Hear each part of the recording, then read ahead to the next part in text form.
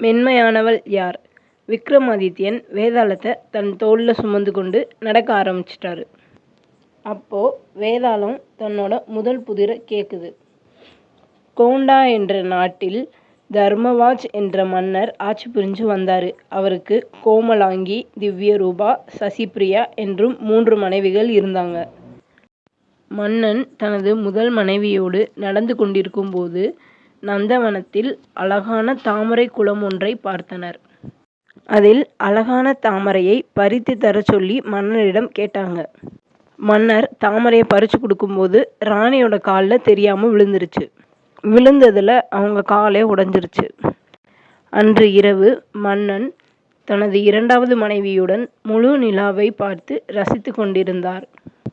அந்த பௌர்ணமி நிலாவின் வெளிச்சத்தை தாங்க முடியாமல் 2வது ராணியின் உடல் வெந்தே போயிருச்சு. மறுநாள் மன்னன் தனது 3வது மனைவியுடன் உறங்கி கொண்டிருக்கும் போது கோட்டையில் உள்ள பெரிய மணி ஒலி எழுப்பியது. அந்த ஒலியின் அதிர்வால் 3வது ராணி மயக்கம் அடைஞ்சிட்டாங்க. இப்போது வேதாளம் விக்ரமாதித்யனிடம் இந்த 3 ராணிகளில் யார் மென்மையானவர்கள் என்று கேள்வி கேட்குது.